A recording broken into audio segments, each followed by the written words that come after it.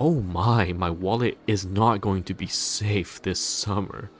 Hey everyone, TimaeuSS here, and welcome to another NIKKE video. Yes, it's been a while since our last NIKKE video, but don't worry, we've got a ton of information to uncover today. And as you can see, we've got the limited rerun banner for Summer Annis as well as Summer Helm. So we'll go over all these characters and see if they're still worth it a year after their release. Now, there's also the new event character Ein, and this one is not limited, okay? It's our standard two weekly event, and the event is called School Days.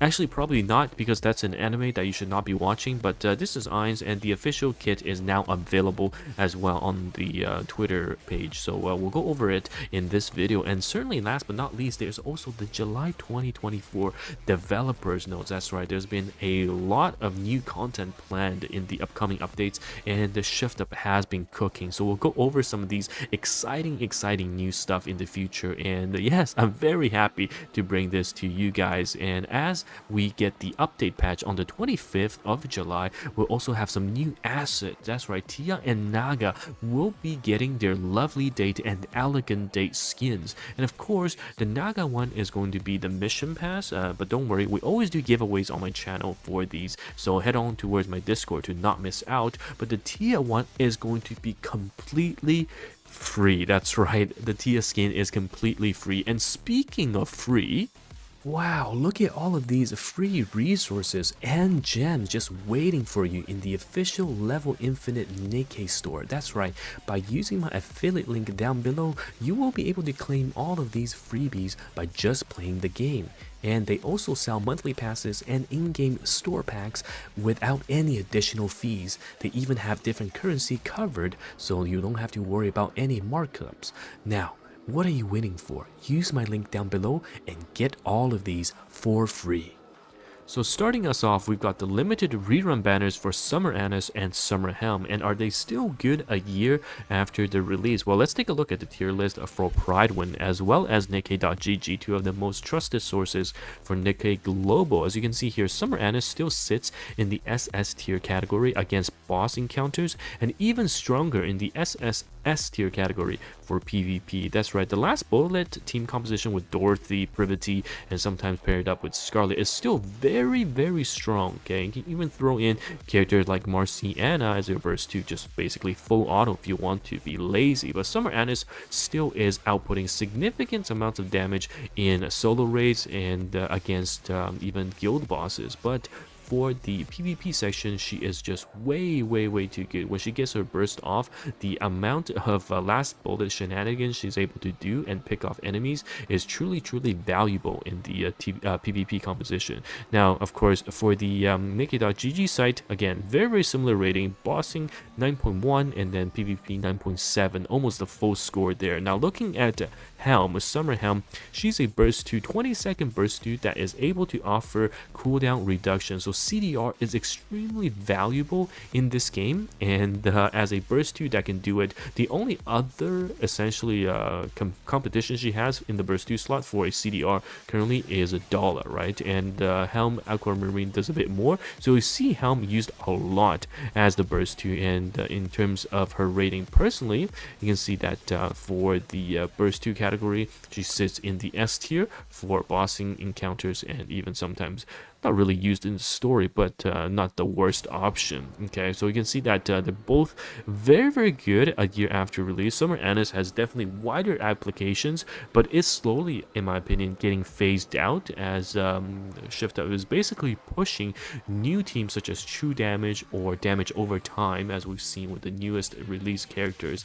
And in terms of Helm, Burst 2 CDR will always see some form of play, especially now she is being used in the Snow White composition. So I would imagine these two will still see a fairly high amounts of usage stats across the various content. So if you have the gems, if you have the tickets, definitely do consider that, especially now we know that the chance of having a part 2 summer event is not very likely if we are going to have a collab, unless they have the summer event after collab, which would be absolutely crazy. So my recommendation is, I mean, you can wait till pretty much the banners are almost done, but I would definitely be pulling on these characters if you don't have a copy already. And now moving forward to the next part let's take a look at Ein. Okay, so this is the non-limited character.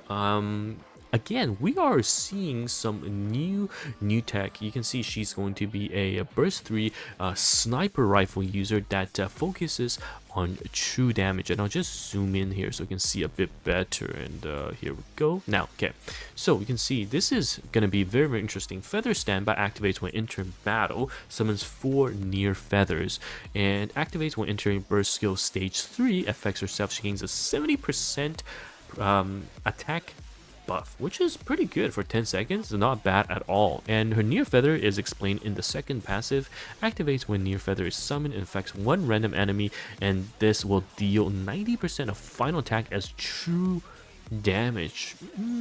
So we are looking at more true damage compositions with the likes of Lapchan, so Laplace with the treasure, and Frima with the treasure, for example. But again, treasures are not easy to come by, and a lot of us who are not refreshing will have a difficult time getting all the treasures set up, because you will be using your resources, for example, on upgrading existing characters, even if they don't have the treasure, but you want to get the favor system going, because they all actually offer a significant amount of buff. So I'm not sure if this will be a good investment for a lot of the newer players or even mid-game players, because we all know how the shotgun team turned out, right? Not a lot of the older players invested in it outside of the competition for the top raid spots. But even the current raid that we just had, we didn't see every single player using the shotgun team, whereas you know, there are other new characters such as the Summer Sakura, Summer Rosanna taking over with damage over time. But true damage, shotguns, damage over time are definitely new mechanics or team compositions that we have seen, in addition to the Pilgrim dominating team compositions that have been popular for the last year or two. But okay, I digress. Let's go back. So near feather will be doing true damage, and also activates when attacking with full charge. She will increase her charge damage by 80% for the next shot. So basically, on auto, or when you're playing with full charge, she will be doing additional damage. Okay, so this is again a bit more auto friendly in this sense.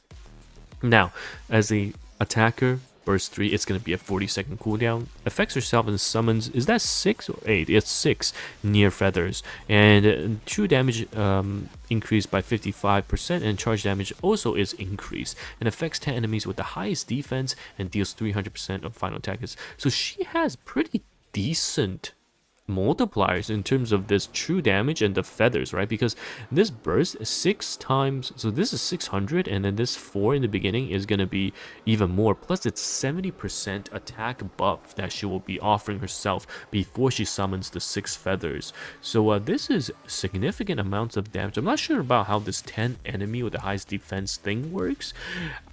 If this is stackable on the same target, such as Sakura, for example, then this will be super strong, because it's a 3000% multiplier if you can pick the repeated enemies. But if it's 10 different characters, so if there's only one boss, and this means this is only a 300% final attack true damage multiplier, then it's not that strong. But overall, as a non-limited character, non-pilgrim character, not bad. Okay, and I know Ein has a partner called Zwei.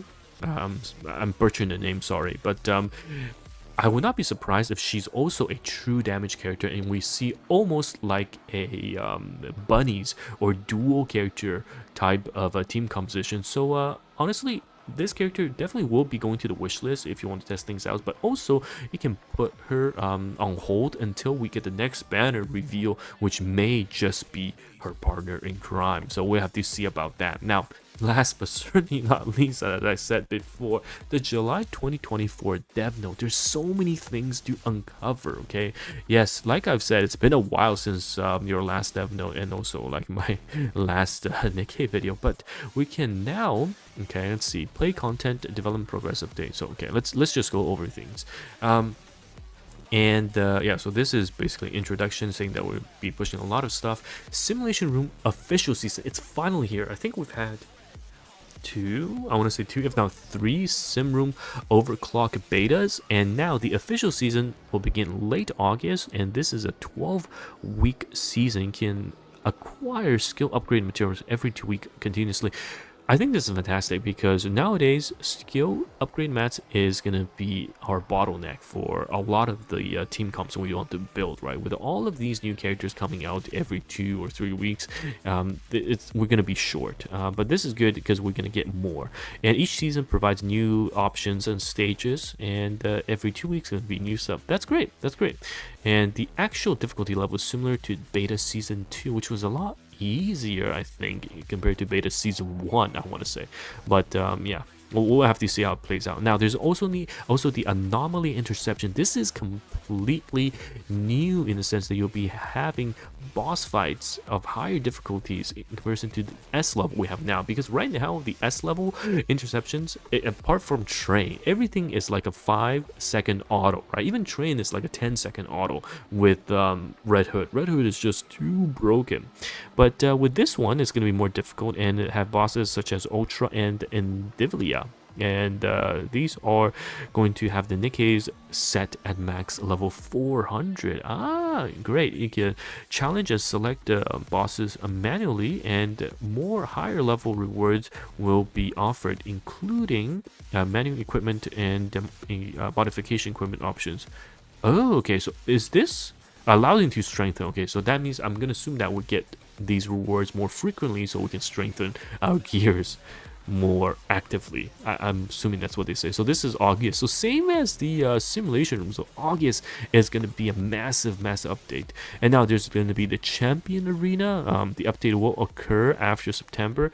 If there's a delay, we'll let you know. I mean, it's been so long since we've heard anything about the champions arena, and I mean, at this point, I'll see it. I'll believe it when I see it, is what I want to say. Okay. I mean, I'm all for it. I'm going to be cheering on the people that make it to the Champions Arena, because I personally am being gate kept in my own bracket, okay? I haven't been focusing on PvP as much, but I definitely should, all right? Now, for servers content, initial planning has been progressing, and we have begun prototype development. So there's a new servers content. This is the chibi models, right? So yeah, looking forward to that. And there's also the Harmony Cube level expansions. Ooh, a minimum of 6 slots. So right now we have 6 slots. Is it 4 or 6 slots at max level 10? Thankfully, I did not use my my union credits to exchange for dupes or anything. I've been saving them up so I can expand all of the meta harmony cubes, and hopefully we don't have to switch them around. That'll be nice, because everyone wants either Bastion or Resilience. And favorite items release cycle is now going to be changed, so it's 3 every 6 months. Okay, personally I want 1 every 2 months instead of 3 every 6, because it's like half a year. You get excited about something half a year, whereas you get excited about something every 2 months, right? I mean, 6 months is pretty long. Let me know your thoughts in the comments, because I personally prefer 1 every 2 instead of 3 every 6. And then new main scenario, chapter 31 and 32, along with Lost Sector, Tribe Tower, and new bosses. Oh my god, are we gonna see more pilgrims? I'll be very excited for that. Okay, and archive events, see you again, barbecue master, ACP freeze, and all that stuff will be added. And as always, thank you for your support. Okay, to NIKKE, Goddess of Victory. No, I thank you. This is the director, isn't it? Yeah, director. Yeah, Hyun Suk Yu. I thank you for keeping us posted on these wonderful updates. So yes, anyhow guys, thank you so much for checking in on this video. And remember, don't forget to use all of these free resources in order to have a better chance at obtaining the characters, because we're going to have this summer limited rerun with the school characters, and then we're looking at a collab. Now if they have summer part 2 after the collab, that's 6 limiteds within the span of 2 months ish. It's gonna be crazy, and we are walking close into anniversary. Is it half anniversary? My goodness, I've got my time mixed up. But anyhow, thank you so much guys for checking it out, and hopefully I'll be back in the UK near, I would say, mid-August, and I'll be able to stream more content once I'm back, because yes, right now I'm in Japan and I cannot stream with the internet here in the hotel. So thank you guys, and I'll see you guys in the next one. Goodbye now.